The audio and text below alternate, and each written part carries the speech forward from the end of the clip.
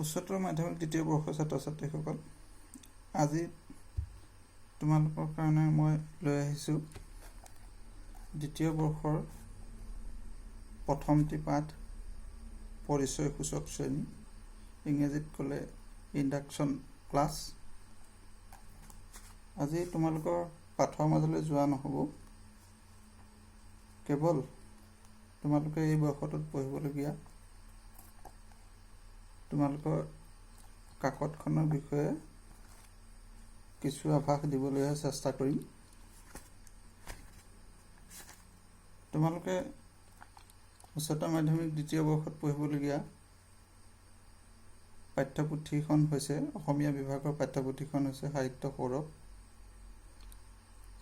প্ৰথম বৰ্ষতো তোমালোকে একে নামৰ এখন কিতাপেই পঢ়ি আহিছিলা, কিন্তু দুৰ্ভাগ্যক্ৰমে কৰোনা মহামাৰীৰ কাৰণে তোমালোকে প্ৰথম বৰ্ষৰ পৰীক্ষাত অৱতীৰ্ণ হ'ব নোৱাৰিলা, যাৰ কাৰণে তোমালোকৰ এটা সমস্যাই দেখা দিব। দ্বিতীয় বৰ্ষৰ পৰীক্ষা কেনেকুৱা ধৰণৰ হ'ব, কেনেকুৱা ধৰণৰ প্ৰশ্ন হ'ব, কেনেধৰণে পঢ়িব লাগিব, এনেকুৱা কথাবোৰ আহিব। আমি সেইবোৰ বিষয়লৈ নগৈ আজি প্ৰথমতে তোমালোকক আমি পঢ়িবলগীয়া এই কাকতখনৰ বিষয়ে ক'ম। ইয়াত অন্য একো নাই, তোমালোকে মেট্ৰিকৰ দেওনাত ক্লাছ 10ত যেনেধৰণে এখন অসমীয়া বিষয়ৰ পাঠ্যপুথি পঢ়িছিলা, 8-9 ক্লাছতো যেনেধৰণে পঢ়িছিলা, তেনেকুৱা ধৰণৰ এখন পাঠ্যপুথি হায়াৰ ছেকেণ্ডেৰী ফাৰ্ষ্ট ইয়েৰটো পঢ়ি আহিছা। আমাৰ ইংৰাজী আৰু অসমীয়া আমাৰ মহাবিদ্যালয়ত থকা এই দুটা ছাবজেক্ট, তাৰমানে লেংগুৱেজ যিবিলাক ছাবজেক্ট, ভাষাৰ যিবিলাক বিষয়, সেই ভাষাৰ বিষয়বিলাকত সাধাৰণতে টেক্সট ভিত্তিক হয় পেপাৰবোৰ। তো ইয়াত একোখন টেক্সট বুক থাকে, টেক্সট বুকৰ ভিত্তিতে পৰীক্ষাত টেক্সট থকা পাঠবিলাকৰ ভিত্তিতে পৰীক্ষাত তোমালোকৰ প্ৰশ্ন আহিব পাৰে, আৰু টেক্সটতে তাৰ উত্তৰবোৰ থাকে। তো তাৰ ভিত্তিতে তোমালোকে উত্তৰ লিখিলেই পৰীক্ষাত ভাল নম্বৰ পাব পাৰা, পাছ কৰিব পাৰা। হায়াৰ ছেকেণ্ডেৰী ছেকেণ্ড ইয়েৰ ক্ষেত্ৰতো কথাটো তেনেকুৱাই, কিন্তু ইয়াত এটা গুৰুত্বপূৰ্ণ কথা হ'ল যে হায়াৰ ছেকেণ্ডেৰী ছেকেণ্ড ইয়েৰটো সকলো ছাত্ৰ ছাত্ৰীৰ কাৰণে এটা টাৰ্ণিং পইণ্টৰ নিচিনা। তো আমাৰ ল'ৰা ছোৱালীসকল সাধাৰণতে হায়াৰ ছেকেণ্ডেৰী পাছ কৰিয়ে বিভিন্ন লাইনত যায়। কোনোবাই ITI কৰে, কোনোবাই ছায়েন্সৰ ল'ৰা ছোৱালী হ'লে ইঞ্জিনিয়াৰিং কৰে, ডক্টৰী কৰিবলৈ যায়।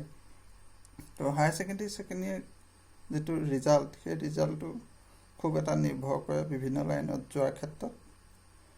ফাৰ্ষ্ট ইয়েৰ পৰীক্ষাটো যিহেতু তোমালোকে দিবলৈ নাপালা, কম বেছি পৰিমাণে অলপ অভিজ্ঞতা হোৱা হ'লেও দ্বিতীয় বৰ্ষত ভালকৈ পৰীক্ষাটো দিব পাৰিলাহেঁতেন। ভয় কৰিবলগীয়া একো নাই, মেট্ৰিকত যেনেধৰণে আছিলে ঠিক তেনেকুৱাই। খালি এটা কথাই ঠিক যে হায়াৰ ছেকেণ্ডেৰী ছেকেণ্ড ইয়েৰত মেট্ৰিকতকৈ অকণমান এক্সপেক্টেশ্যন লেভেলটো অলপ ওপৰত হয়, তোমালোকৰ পৰা অলপ বেছিকৈ আশা কৰা যায়, ভাল ধৰণৰ উত্তৰ এটা আশা কৰা যায়।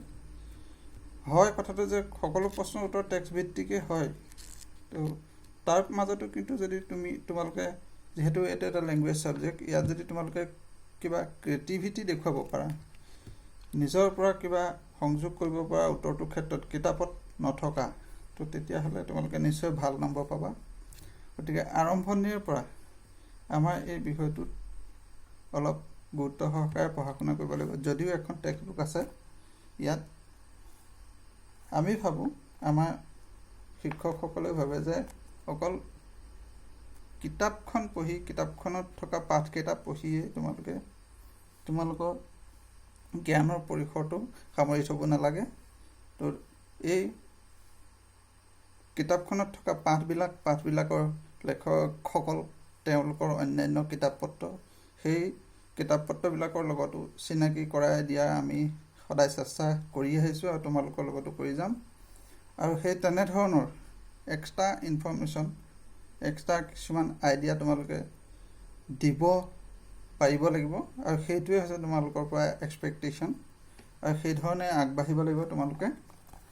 তো তোমালোকৰ পাঠ্যপুথি, আমি পঢ়িবলগীয়া পাঠ্যপুথিখন যিখন আমি পঢ়িব লাগে। পাঠ্যপুথিখনৰ মই কভাৰ পেজটো তোমালোকক দেখুৱাইছোঁ। এইটো হৈছে তোমালোকৰ পাঠ্যপুথিখন, সাহিত্য সৌৰভ উচ্চতৰ মাধ্যমিক দ্বিতীয় বৰ্ষৰ পাঠ্যপুথি। আশা কৰিছোঁ কোনোবাই হয়তো কিতাপখন কিনিব পাৰিছে, সকলোৱে কিতাপখন কিনিব পৰা নাই। তথাপি মই কিতাপখন দেখুৱাইছোঁ, তোমালোকে এই কিতাপখন আমি কিনি ল'ব লাগিব। ইয়াত তোমালোকৰ কাৰণে ভালেখিনি পাঠ দিছে। পেপাৰখনত তোমালোকৰ একেই আগৰ নিচিনাই 100 মাৰ্ক থাকিব। তো মাৰ্কখিনি অলপ কেনেধৰণে ডিষ্ট্ৰিবিউট কৰিছে সেই কথাটো তোমালোকক দেখুৱাব বিচাৰিছোঁ। টোটেল তোমালোকৰ 100 মাৰ্কছ আছে। তাৰ ভিতৰত তোমালোকৰ প্ৰ'জৰ পৰা আহিব 35 মাৰ্ক, পয়ত্ৰীৰ পৰা আহিব 25 মাৰ্ক। তাৰপিছত তোমালোকৰ এটা কৈশোৰ আৰু শিশু শিক্ষা বুলি তোমালোকৰ এটা ভাগ আছে, তাৰ পৰা তোমালোকক 10 মাৰ্ক দিব, আৰু গ্ৰামাৰৰ পৰা 20 মাৰ্ক দিব, আৰু তোমালোকে এছে ৰাইটিঙৰ পৰা 10 মাৰ্ক, টোটেল 100 মাৰ্ক। তো বস্তুখিনি কেনেধৰণে ভাগ হৈছে আমি ইয়াতে দেখুৱাব বিচাৰিছোঁ তোমালোকক। তো ইয়াৰ পিছতে আমি যদি মন কৰোঁ, তো সেই 100 মাৰ্কৰ ভিত্তিত তোমালোকৰ পাঠ কেনেধৰণে যুগুত কৰি দিছে। ইয়াতে তো নম্বৰৰ ভিত্তিতে গোটকেইটাও তেনেধৰণে ঠিক কৰি দিয়া হৈছে। প্ৰথম যিটো প্ৰ'জ গদ্য বুলি যিটো গোট, সেই গোটটোত তোমালোকক দিয়া হৈছে 9টা পাঠ। এই 9টা পাঠৰ পৰা তোমালোকৰ কাৰণে দিয়া হৈছে 35 মাৰ্ক। সেই 35 মাৰ্কটো এই 9টা পাঠ, এইকেইটা হৈছে গদ্য। ইয়াত বেলেগ বেলেগ লেখকৰ পাঠ আছে: লক্ষীনাথ বেজবৰুৱা, যতীন্দ্ৰনাথ দুৱৰা, উপেন্দ্ৰ চন্দ্ৰ লেখাৰু, সূৰ্য কুমাৰ ভূঞা, তীৰ্থনাথ ভূঞা, শিলভদ্ৰ, উৎপল দত্ত, দীনেশ চন্দ্ৰ গোস্বামী। তেওঁলোকে লিখা এই 8টা পাঠ তোমালোকে পঢ়িব লাগিব। তাৰে দ্বিতীয় যিটো গোট পদ্য অৰ্থাৎ কবিতাৰ গোটটোত তোমালোকৰ কাৰণে দিয়া হৈছে 8টা কবিতা। বেলেগ বেলেগ আমাৰ কবিসকলৰ বেলেগ বেলেগ 8টা কবিতা দিয়া হৈছে: মাধৱদেৱ, মফিজুদ্দিন আহমেদ হাজৰিকা, নলিনীবালা দেৱী, জ্যোতিপ্ৰসাদ আগৰৱালা, ধীৰেন্দ্ৰ চন্দ্ৰ দত্ত, কেশৱ মহন্ত, নৱকান্ত বৰুৱা, নিৰ্মল প্ৰভা বৰদলৈ। এইসকল কবিৰ এই বৰগীত, বিশ্বখনিকৰ মিলন, এনেকুৱা 8টা কবিতা তোমালোকক পঢ়িবলৈ দিয়া হৈছে। সেই কবিতাকেইটাও আমি পঢ়িব লাগিব। তৃতীয় যিটো গোট আছিলে কৈশোৰ শিক্ষা আৰু মূল্যবোধ শিক্ষা, সেই গোটটোৰ পৰা তোমালোকক 2টা পাঠ দিয়া হৈছে। এটি হৈছে মূল্যবোধ শিক্ষা, দুলুমণি গোস্বামী। দ্বিতীয়টো হৈছে কৈশোৰ কাল আৰু ইয়াৰ উপযোগী শিক্ষা, ডক্টৰ স্বৰ্ণলতা দাসৰ। এই 2টা পাঠো তোমালোকৰ কাৰণে বহুত প্ৰয়োজনীয় পাঠ। এই পাঠ 2টাও তোমালোকে খুব খৰচি মাৰি এই বৰ্ষটোৰ ভিতৰতে পঢ়িব লাগিব। তাৰপিছত চতুৰ্থ যিটো গোট তোমালোকক পঢ়িবলৈ দিয়া হৈছে, তো ইয়াতে আছে ব্যাকৰণ। তো ব্যাকৰণত তোমালোকে পঢ়িব লাগিব অসমীয়া ভাষাৰ ব্যাকৰণ। ব্যাকৰণত তোমালোকে 3টা বস্তু পঢ়িব লাগিব: বিভক্তি, প্ৰত্যয়, জতুৱা ঠাঁচ। তো এই 3টা বিষয় তোমালোকে ব্যাকৰণৰ ভিতৰত পঢ়িব লাগিব। ইয়াৰ উপৰি তোমালোকে যিটো আমাৰ কি বুলি কয় 5 নম্বৰৰ যিটো আছে, 5 নম্বৰৰ যিটো গোট তোমালোকে পঢ়িব লাগিব। তাত তোমালোকে 10 মাৰ্কৰ কাৰণে এখন ৰচনাৰ বিষয়কেইটাও আনকি তোমালোকক ঠিক কৰি দিয়া হৈছে। 6টা ক্ষেত্ৰত ইয়াত ঠিক কৰি দিয়া হৈছে: সাহিত্য সংস্কৃতি সম্পৰ্কীয়, বিজ্ঞান আৰু প্ৰযুক্তিবিদ্যা সম্পৰ্কীয়, সামাজিক আৰু প্ৰাকৃতিক পৰিৱেশ সম্পৰ্কীয়, কৃষি আৰু অৰ্থনীতি সম্পৰ্কীয়, ক্ৰীড়া সম্পৰ্কীয় আৰু ভ্ৰমণ সম্পৰ্কীয়। আমাৰ শিক্ষকসকলে তোমালোকক এই বিষয়ত আইডিয়া দিব। আমি চেষ্টা কৰিম তোমালোকক কেনেধৰণে ৰচনা লিখিব লাগে, কেনেধৰণে ৰচনা প্ৰিপেয়াৰ কৰিব লাগে, পৰীক্ষাত কেনেধৰণে লিখিব লাগে, সেই বিষয়ে তোমালোকক কোৱা হ'ব। ইয়াৰ পৰা তোমালোকৰ থাকিব 10 মাৰ্ক। এই টোটেল 100 মাৰ্কৰ পেপাৰখনৰ কাৰণে তোমালোকে প্ৰিপেৰেশ্যন কৰিব লাগিব। গোটেই বৰ্ষটোৰ ভিতৰত তোমালোকে প্ৰিপেৰেশ্যন কৰিব লাগিব। তো এতিয়া কথা হ'ল যে এনেকুৱা এটা পৰিৱেশত, এতিয়া যিটো মহামাৰী চলি আছে, এনেকুৱা এটা পৰিৱেশত আমাৰ কাৰণে সম্ভৱ হোৱা নাই পোনে পোনে গৈ আমি তোমালোকক ক্লাছৰুমত ক্লাছ কৰাটো সম্ভৱ হোৱা নাই। গতিকে আমি সকলোৰে পৰামৰ্শ বা আমাৰ কাউন্সিলে কৰা, অসম চৰকাৰে দিয়া পৰামৰ্শ বা আমাৰ ইউনিভাৰ্চিটি গ্ৰাণ্ট কমিশ্যনে দিয়া পৰামৰ্শৰ ভিত্তিত আমি অনলাইন ক্লাছ কৰিবলৈ চেষ্টা কৰিছোঁ। তো তাৰ ভিত্তিতে তোমালোকৰ কাৰণে আজি এই পাঠটি লৈ আহিছোঁ। তো ইয়াত তোমালোকে পাঠকেইটা, প্ৰথম কথা যিহেতু এটা লেংগুৱেজ ছাবজেক্ট, গতিকে ইয়াত পাঠটো নিৰ্ভৰ কৰে, পাঠৰ ওপৰতে সকলো কথা নিৰ্ভৰ কৰে। তোমালোকে পাঠ খৰচি মাৰি পঢ়িবই লাগিব, নপঢ়িলে তোমালোকৰ কাৰণে সমস্যা হ'ব। কিন্তু আমি তো পাঠকেইটা পঢ়িবলৈ হ'লে কিতাপখন কিনিব লাগিব।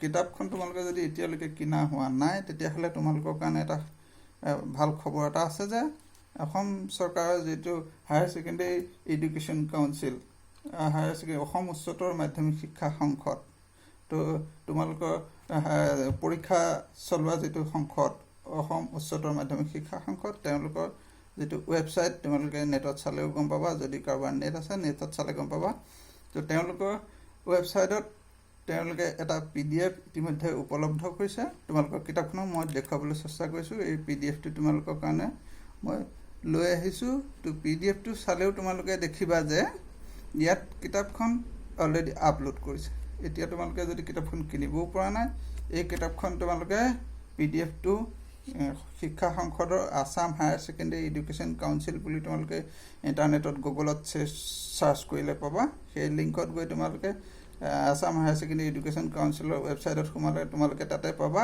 ই-বুক বুলি এটা অপচন আছে তাত গৈ তোমালোকে এই কিতাপখন ডাউনলোড কৰিলে অসমীয়া বিষয়ৰ সাহিত্য সৌৰভ কিতাপখন ডাউনলোড কৰিলে তাতে তোমালোকে কিতাপখন পাবা সেইখন তোমালোকে পঢ়িব পাৰা কিন্তু ইয়াতে এটা সমস্যা বুলি কৈছো যে সমস্যা এটা আছে যে কিতাপখন তেওঁলোকে এটা টেকনিক্যাল কাৰণতে কিতাপখন সম্পূৰ্ণৰূপে আপলোড কৰা নাই তো ইয়াৰ কিতাপখন প্ৰায় 3টা ভাগত ভাগ কৰি 3টা অংশৰে আধা কৈ তেওঁলোকে ইয়াত আপলোড কৰিছে সেইটো এটা নিয়মমাফিক কাম হ'ব পাৰে তেওঁলোকৰ যে গোটেই কিতাপখন যদি আপলোড কৰি দিয়া হয় তেতিয়াহ'লে হয়তো এটা কিবা এটা সমস্যা এটা নিশ্চয় আছে যাৰ কাৰণে তেওঁলোকে গোটেই কিতাপখন আপলোড বৰ্তমান কৰা নাই তো আমাৰ কাৰণে কেইটামান পাঠে ইয়াত তেওঁলোকে আপলোড কৰিছে কেইটামান গদ্য 2-3টামান কবিতা এনেকুৱা ধৰণৰ আপলোড কৰিছে যিখিনি এতিয়ালৈকে অন্তত আপলোড কৰিছে সেইখিনি তোমালোকে অন্তত পঢ়িব পাৰিবা তো পঢ়া শুনাটো লাগিবই নিয়মীয়াভাৱে পঢ়া শুনা কৰি যাব লাগিব তো তোমালোকক আগন্তুক বৰ্ষটোলৈ আমি স্বাগতম জনাইছো আমাৰ বিভাগৰ ফালৰ পৰা তোমালোকে নিয়মীয়াভাৱে পঢ়া শুনা কৰি যাবা টিচাৰসকলক সকলো ক্ষেত্ৰতে সহযোগিতা কৰিবা যেহেতু অনলাইন মোডত ক্লাছ হ'বলৈ লৈছে আমাৰ যিমান সম্ভৱ আমি চেষ্টা কৰিছো টিচাৰসকলৰ ফালৰ পৰা তোমালোকক প্ৰত্যক্ষভাৱে লগ পাব নোৱাৰাৰ কাৰণে আমাৰ কিছুমান সমস্যাও হৈছে যে কেনে ধৰণে ল'ৰা ছোৱালীৰ ফিডবেকটো কেনেকুৱা হ'ব পাৰে প্ৰত্যক্ষ ফিডবেকৰ কথা কৈছো প্ৰত্যক্ষভাৱে যিটো ফিডবেক হ'ব লাগে সেইটো কেনেকুৱা ধৰণৰ আমি গম পোৱাত অলপ অসুবিধা হৈছে যিহক আমি চেষ্টা কৰিছো তো আজিলৈ ইমানতে সামৰিব বিচাৰিছো যে আমাৰ বিভাগৰ এই যিখন কাকত আমি তোমালোকক পঢ়াবলগীয়া যিখন কাকত সেই কাকতখন পঢ়াবৰ কাৰণে আমি বিভাগৰ গোটেই কেইজন শিক্ষক ইতিমধ্যে সাজু হৈছো আমি যিকোনো প্ৰকাৰে তোমালোকক বিষয়টো আগবঢ়াই নিম অনলাইনত যেনেকৈ হওক ইউটিউব হওক হোৱাটছএপ হওক যেনেকৈ হওক ভয়েস ৰেকৰ্ডিং হওক ভিডিঅ' ৰেকৰ্ডিং হওক আমি আগবঢ়াই নিবলৈ চেষ্টা কৰিম তো তোমালোকক এই আমাৰ পাঠলৈ আদৰণি জনাইছো আজিলৈ ইমানতে সামৰিছো ধন্যবাদ